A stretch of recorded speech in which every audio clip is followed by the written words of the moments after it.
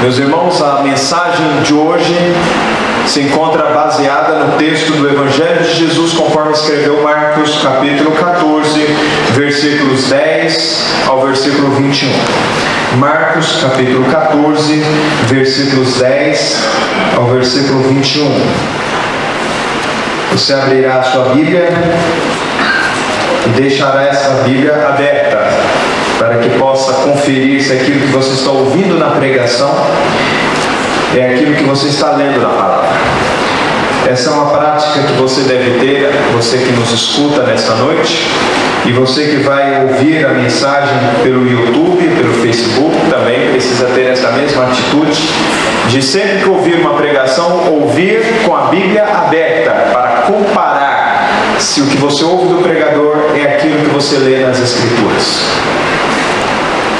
Alguém pode perguntar: mas pastor, eu ouvi falar que nós não devemos tocar nos ungidos do Senhor. Aí eu pergunto: como assim, meu irmão? Não pode discordar. Pode e deve discordar se aquilo que você ouvir estiver fora da palavra. Você deve discordar e não deve praticar, mas se estiver na palavra, você tem que aceitar, porque a Bíblia é a nossa única, infalível, inerrante regra de fé e de prática. Qualquer outra coisa, seja pregação, visão, revelação, ou seja lá o que for, escrito em livro, falado na internet, de que forma for, se contrariar a Bíblia, você sabe que está fora da palavra de Deus, não é da vontade de Deus, não é a palavra dele, não é o desejo dele. Aquilo que Deus revelou, ele revelou pela sua palavra, e a palavra dele é a régua que nós temos para medir pregadores, profetas, visionários ou qualquer tipo de estratégia humana. Tudo deve passar pela palavra. Dito isto, acompanhe na sua Bíblia a leitura que faremos.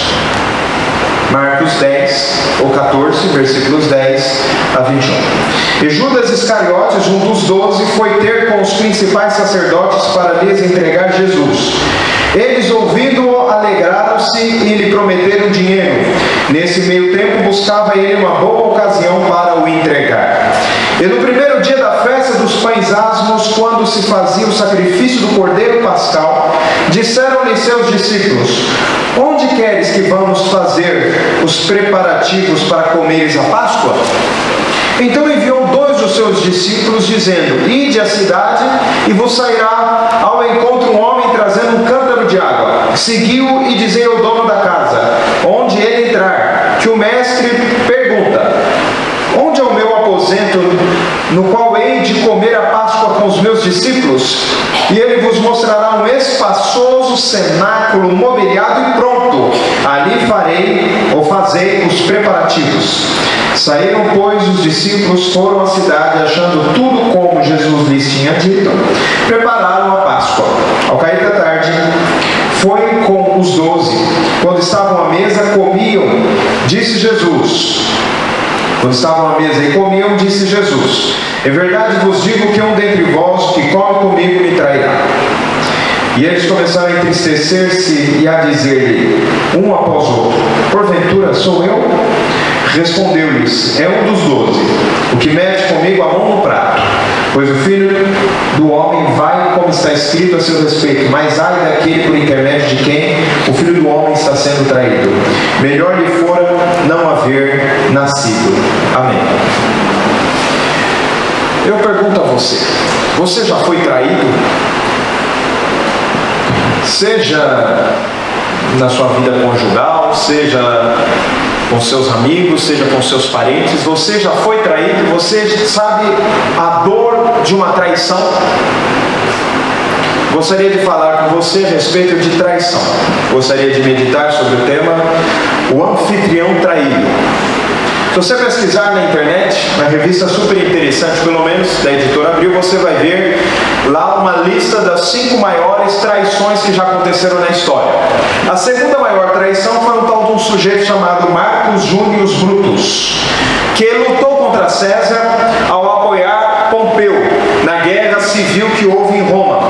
Posteriormente, César Júlio César ganhou a disputa contra Pompeu, perdoou Brutus, nomeou ele um pretor, um governador, ou um juiz, um magistrado, e deu a ele uma grande autoridade e uma grande proximidade com ele. O próprio Júlio César tornou-se um padrinho, um pai para Brutus. Ocorre que, durante algum tempo depois, um outro general chamado Cássius conspirou para matar Júlio César, já imperador do Império Romano.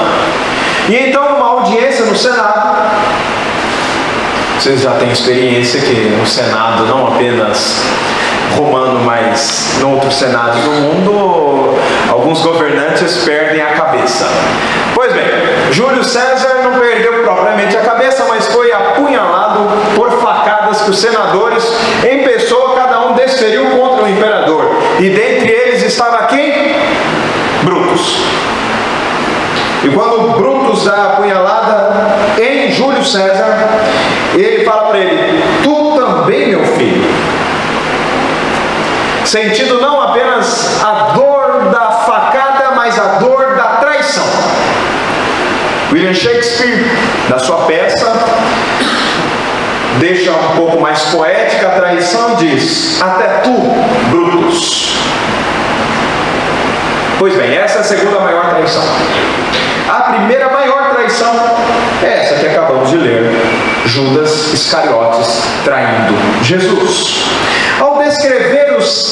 Ao descrever Marcos os sofrimentos do Messias, no capítulo 14 e no capítulo 15 do seu Evangelho, nós encontramos que Jesus foi adorado em Betânia, traído no cenáculo, abandonado no jardim, rejeitado no sinédrio e condenado no pretório de Pilatos. Pilatos também era um pretor, assim como Brutus. Gostaria de que pudéssemos olhar um pouco para essa passagem da traição no cenáculo. O anfitrião traído. Por que chamamos Jesus de anfitrião? Olhemos para a hospitalidade de Jesus.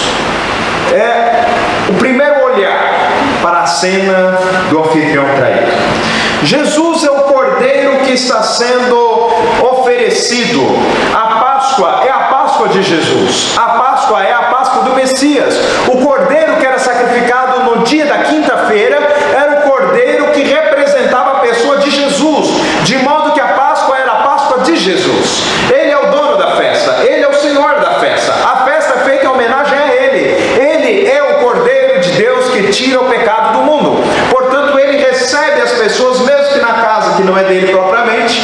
Alguns historiadores, alguns estudiosos das Escrituras têm para si que a casa é do pai de João Marcos, que é o escritor do Evangelho. Não está ele no primeiro piso, mas está no segundo, não no térreo, mas no primeiro piso, melhor dizendo, num lugar silencioso, espaçoso, com as almofadas preparadas para que as pessoas pudessem se deitar para receber a festa, no qual o cordeiro já haveria de ser morto no templo, mas assado na casa, e assim Jesus vai receber os seus convidados, porque a festa é dele. E ele, como anfitrião da festa, lava os pés dos discípulos. Se o anfitrião fosse eventualmente o pai de João Marcos, seria ele quem designaria alguém para lavar os pés. Mas é o próprio Jesus que, toalha no ombro, joelho no chão, vai lavar os pés dos seus discípulos, entre eles Pedro e João, mas também Judas Iscariotes. Pois bem, quando Jesus vai preparar essa Páscoa, ou quer que seja preparada a Páscoa, ele, de uma forma muito interessante, sabendo que Judas haveria de traí-lo, como desde o primeiro momento ele sabia, ele não designa um lugar, porque o momento da Páscoa é o momento dele estar a sós comemorando com seus discípulos, e aquele momento não pode ser desperdiçado. Quando Jesus está comendo a Páscoa, ele profere os seus sermões mais belos. Quando Jesus está comendo a Páscoa, ele faz a oração que nós encontramos em João capítulo 17, chamamos de oração sacerdotal, no qual Jesus não apenas ora pelos seus discípulos que estavam lá, mas ora até por nós mesmos. Então não era uma festa para ser atrapalhada. Judas não saberia onde seria comida a Páscoa e nem onde seria celebrada a primeira ceia. Jesus despista Judas e faz com que o lugar seja incerto. Eles apenas saberiam o lugar no momento de comer a Páscoa. E quando chega lá, deitam-se todos num cenáculo amplamente preparado, e Jesus recebe aquelas pessoas, recebe seus discípulos. Muito provavelmente o anfitrião também, sua esposa, todos estão deitados no chão, não deitados esparramados, mas uma festa oriental, apoiado por travesseiros bastante bonitos, elegantes, numa festa no qual até os escravos eram convidados a participar. Os irmãos encontram em Êxodo a descrição de como seria a Páscoa. O estrangeiro, o peregrino, o escravo, todos participando dessa grande festa, no qual o cordeiro, que representa Jesus, e neste ato de representação já foi morto na quinta-feira de tarde, agora é comido na sexta-feira de noite. Pois lembremos que a partir do sol se pôr, já é sexta-feira para o judeu. Naquela noite que o Senhor Jesus Cristo seria traído, Ele recebe os seus discípulos. E como é que as pessoas reagem a esta hospitalidade de Jesus? Jesus chega lá dessa festa e fala: muito bem, a festa está muito boa, essa Páscoa é maravilhosa, provavelmente ele diria, o cordeiro está muito bem feito, o molho no qual os convidados mergulham o pão, um molho com tâmaras, um molho com ervas, e as pessoas molham o pão para comer. Jesus está falando: pois bem, nós estamos aqui, eu estou recebendo, vocês estão participando desta grande festa, deste banquete, mas uma das pessoas que está festejando comigo, um dos 12, me trairá. Qual é a resposta que Jesus tem a partir desse momento? 3 tipos de resposta a esta terrível declaração, que vai como dardo na vida dos discípulos. Primeiro, o completo receio. As pessoas perguntam: porventura sou eu? Segundo, a repugnante hipocrisia, porque o próprio Judas Iscariotes também pergunta: porventura sou eu? E a confiança infantil de João, incentivado pelo apóstolo Pedro, pergunta para ele: quem é? Quem é? Ele próprio, João, depois do evangelho dele, que foi o último a ser escrito, vai descrever essa história. Não está aqui em Marcos, está no evangelho de João. Quem é? Quem é, Senhor? E aí ele descreve quem haveria ser. Meus irmãos, como é horrível responder à hospitalidade de alguém com um ato de traição.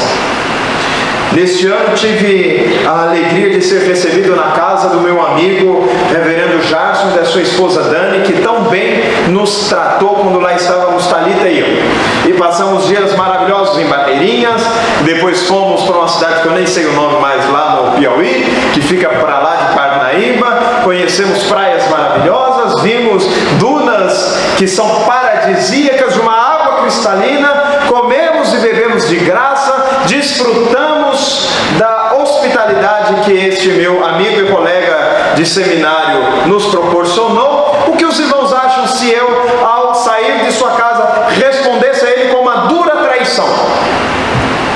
O que os irmãos pensariam de mim? O que ele pensaria de mim? Pois então, a perplexidade, a dor, o sofrimento que os atos de traição causam nas pessoas não é diferente do causados contra Jesus. Jesus sentiu essa dor. Jesus sentiu a punhalada nas suas costas, ainda que não pegasse de surpresa, mas o pegou. Não de surpresa, mas foi uma facada, foi uma tristeza, foi um sofrimento. A pergunta é: como devemos reagir à hospitalidade de Jesus que nos recebe? Pois da mesma forma como nós estamos diante de uma festa no qual Jesus recebe seus discípulos, nós hoje aqui também estamos numa festa na casa dele. É a casa de Jesus. Esse templo é a casa de Jesus. Esse povo é o povo de Jesus. Ele está recebendo-nos na sua presença. Ele está aqui no nosso meio.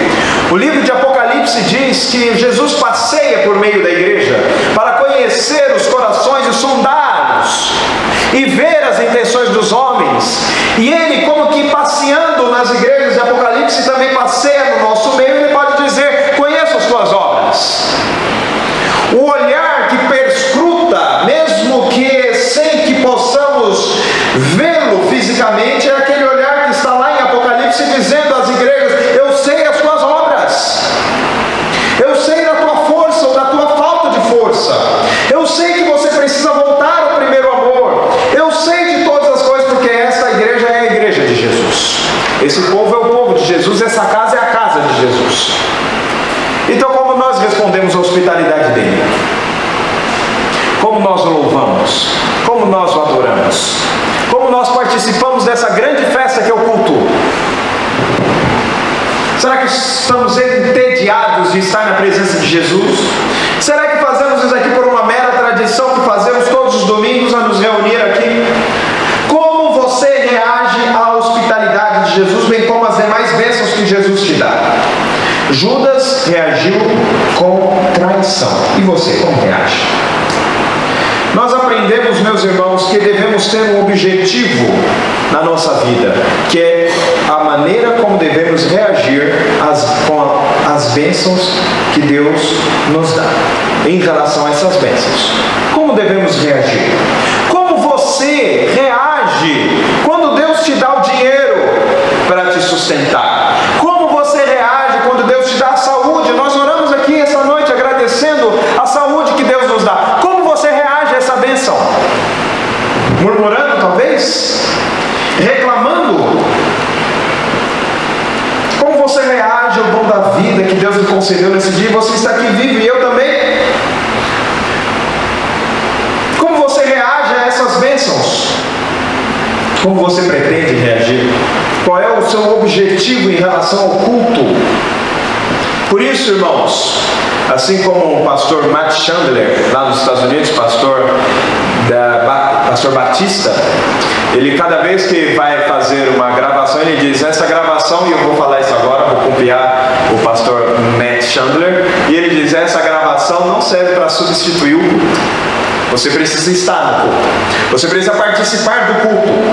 Você precisa participar do povo de Deus. Deus salvou um povo. Deus não salvou pessoas individualmente para viverem alienadas umas das outras. Deus salvou um povo. Deus não te salvou para você viver sozinho, enjaulado, enclausurado dentro do seu quarto, com as luzes apagadas, sozinho, em tristeza e dor, pensando: eu preciso ficar sozinho. Não! Você precisa se reunir com o povo de Deus, e juntos nós precisamos louvar ao Senhor. Você não pode ficar de fora. Isso é para você, isso é o seu povo, é o povo de Deus. Mas gostaríamos de falar não apenas sobre a hospitalidade de Jesus, mas também sobre a tristeza dos discípulos. Quando Jesus fala que um haveria de traí-lo, aquela discussão que era normal na vida dos discípulos muda. Qual era a discussão que era normal? Quem era o maior? Será que sou eu o maior? Será que é João o maior? Será que é Pedro o maior? Será que é Tiago? Os filhos do trovão. Quem será o maior no colégio apostólico? Pois bem, mas agora a discussão era outra. Não é quem é o maior, mas quem é o pior. Quem é o mais traiçoeiro? Quem terá a coragem de apunhalar Jesus pelas costas? A discussão muda e agora traz não apenas o júbilo de participar do séquito real de Jesus, mas agora a tristeza de pensar que um deles haveria de traí-lo. A discussão muda, a tristeza vem, mas com a tristeza vem um outro aspecto que é extremamente importante e razão pela qual Jesus fala aquelas frases, que é o autoexame. Acaso sou eu? Acaso sou eu? Cada um dos discípulos começaram a se perguntar, e de uma forma dissimulada, Judas também, perguntando: acaso sou eu? Jesus mostra que estava no controle da situação, mas também mostra o tamanho de seu sofrimento. Aquele que mete comigo a mão no prato, é o que vai me trair. Na nossa cultura, irmãos, comem com as pessoas, às vezes, no trabalho, por exemplo, não é? A gente quase que compartilha a marmita, né? E aí nós vamos comendo sem grande intimidade. Mas mesmo no Brasil, quando nós convidamos alguém para a nossa casa e franqueamos a porta não apenas do salão, da sala de jantar, mas da cozinha, nós estamos dizendo para essa pessoa que essa pessoa é íntima nossa. Na cultura oriental, ainda mais. Comer do mesmo prato de Jesus para traí-lo em seguida não era apenas um ato de traição, era um ato de traição vil e repugnante. E é isso que Jesus fala. Mas ele diz: eu estou no controle. Pois o Filho do Homem vai como está escrito a seu respeito. Ele vai. Mas ai daquele por intermédio de quem o Filho do Homem está sendo traído. Melhor lhe fora não haver nascido. Não haver nascido. Pensa comigo. Normalmente, meus irmãos, as pessoas respondem com tristeza quando ouvem más notícias. Mas algumas pessoas parecem que estão tristes quando imaginam a situação. Chega lá numa festa de casamento, aí eu pergunto para você se é assim mesmo que acontece. Está lá a mulher mais bonita da festa depois da noiva. A noiva é a mais bonita de ofício, ex-ofício. E está lá a segunda mulher mais bonita da festa. Quando a segunda mulher mais bonita da festa, depois da cerimônia, vai se dirigindo ao prato dos frios, o seu salto quebra. E eu lhes pergunto, todas as pessoas que olharem para ela, as mulheres em especial, e dizerem: ah, seu salto quebrou, todas elas estarão falando com sinceridade, ou algumas tantas estarão dentro de si jubilosas, felizes da vida? Às vezes a tristeza, ela é mera casca e aparência. Para Judas Iscariotes, a tristeza era isso, mas para os demais discípulos, a tristeza era verdadeira. Mas essa tristeza verdadeira fez com que eles tivessem por Jesus apatia ou empatia. Empatia, que é o que devemos ter com o sofrimento de Jesus. Nós não podemos olhar para o sofrimento de Jesus com pena.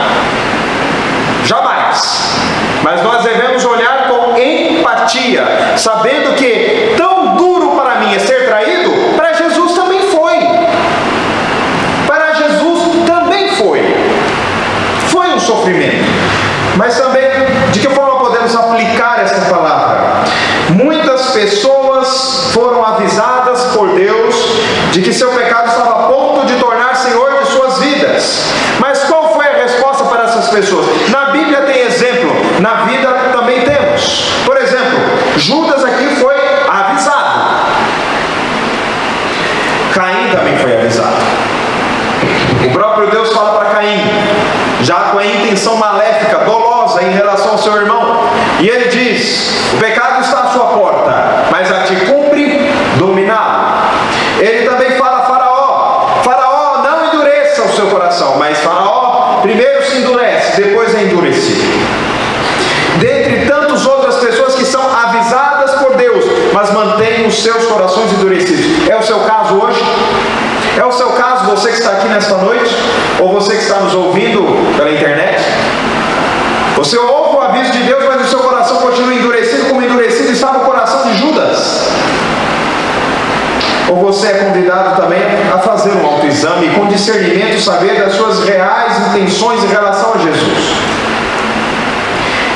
Os demais discípulos fizeram o autoexame e nós somos convidados também a nos autoexaminar e saber se nós estamos escutando com clareza os avisos de Jesus ou se nós estamos endurecendo os nossos corações. Como está o seu coração? Você faz um autoexame dele?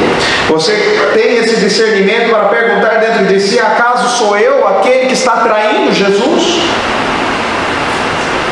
E com que frequência fazemos esse autoexame? Nós estamos pregando sobre o anfitrião traído.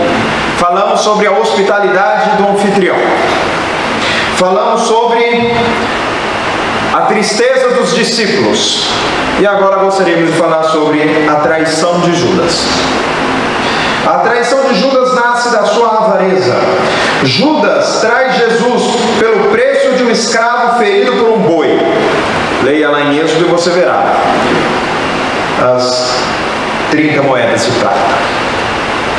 Enquanto Judas trai Jesus por 30 moedas de prata, no capítulo ou nos versículos anteriores nós encontramos Maria, a irmã de Lázaro e de Marta, derramando um perfume preciosíssimo sobre Jesus para prepará-lo para o sepultamento. O preço daquele perfume é de 1 ano de salário.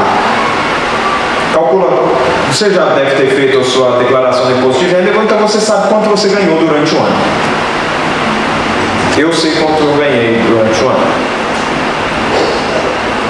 Pensa no dinheiro que você ganhou o ano inteirinho e você compra um perfume com todo esse dinheiro.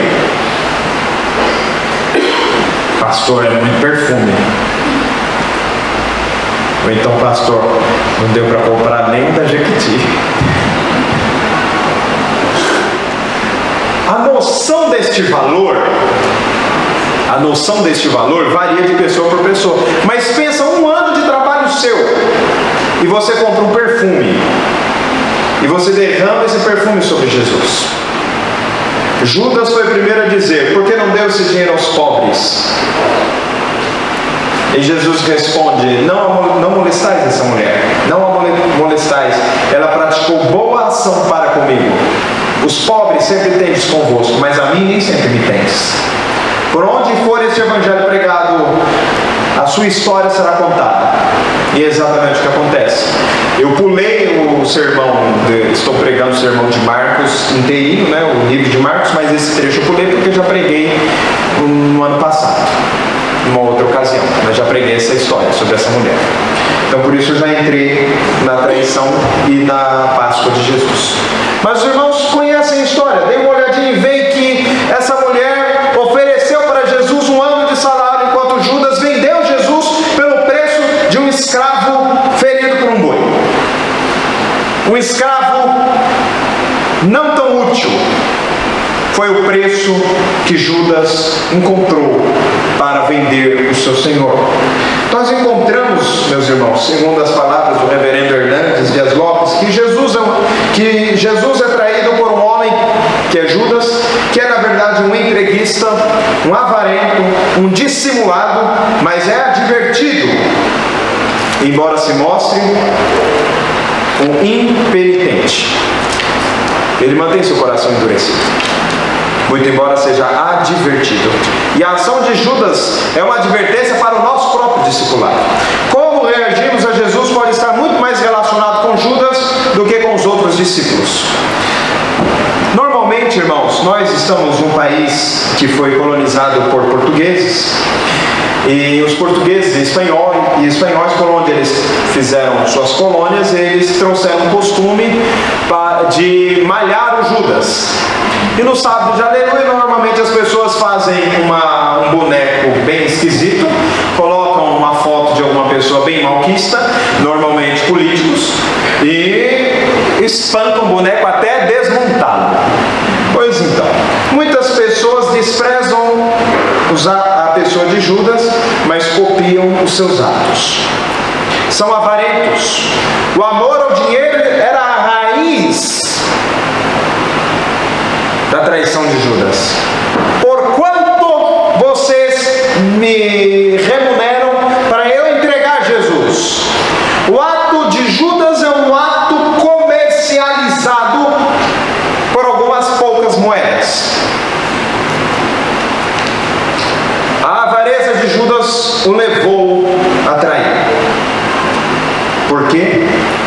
Porque o amor ao dinheiro, no lugar de amar a Deus, é uma idolatria.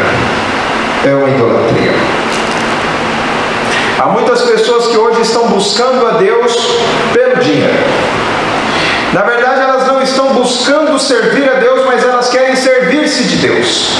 É o seu caso? Muitas pessoas estão atrás de Deus para receber bênçãos dele. E no momento que a torneira para ele se fecha, ele desiste de servir a Deus, porque na verdade ele serve a Deus buscando um interesse que está além de Deus. E normalmente esse interesse é financeiro. Judas tinha um interesse na pessoa de Jesus, e o interesse dele era financeiro.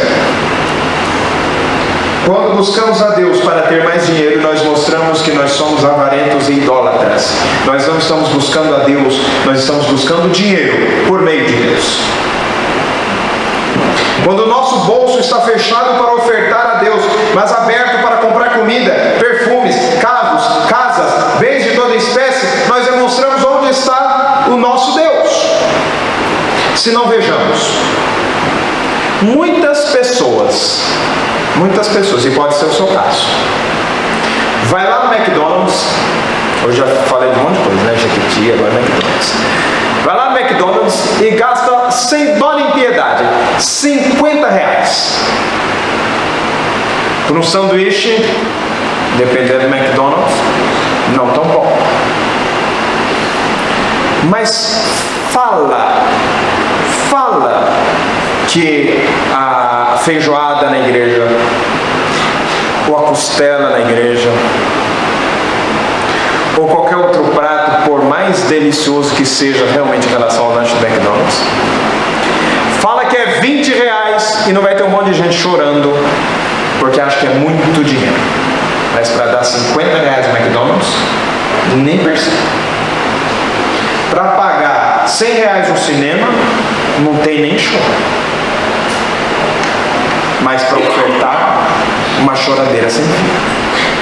Eu não estou falando, irmãos, como nós também aqui choramos. A oferta e o dízimo não é barganha com Deus. Mas quando nós rejeitamos o ato de entregar o dízimo e gastamos esse mesmo dinheiro nas nossas festas, nos nossos luxos, nos nossos prazeres, nós mostramos quem de fato é o nosso Deus. E o nosso Deus, nesse caso, é o dinheiro. Judas fez isso. Ele vendeu Jesus. Assim também, tantos de nós temos procedido, trocando Deus pelo dinheiro, trocando Deus pela aparência do dinheiro. Isso não pode acontecer conosco.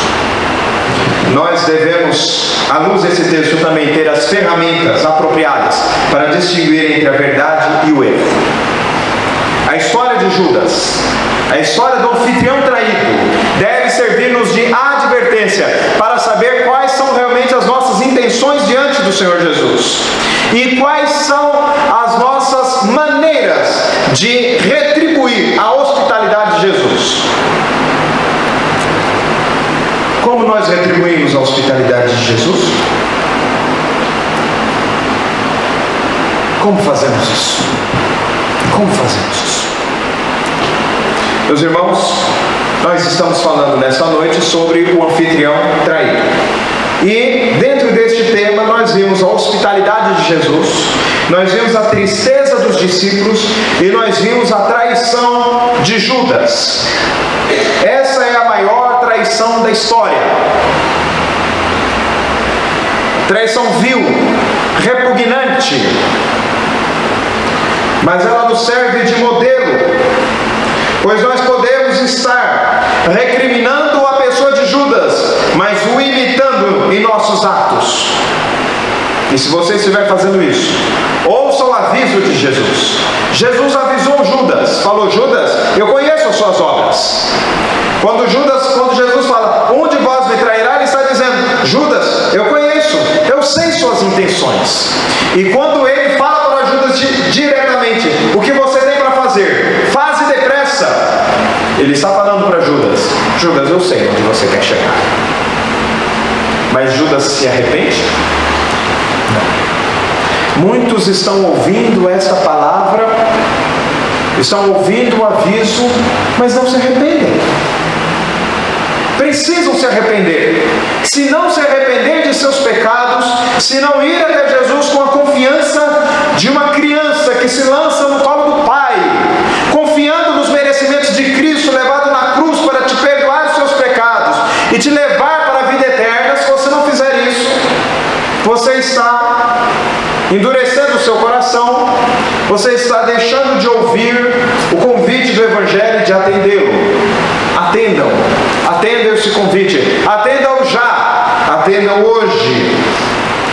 Não endureça o seu coração, não imite Judas em seus atos, imite os demais discípulos que se autoexaminaram a fim de se perguntar qual era de fato a relação deles com Jesus. Atendemos com cuidado a história do anfitrião traído, pois a figura de Judas é extremamente, serve para nós de uma forma extremada como uma advertência, pois se o imitarmos em suas obras, o seguiremos em seu destino. Amém.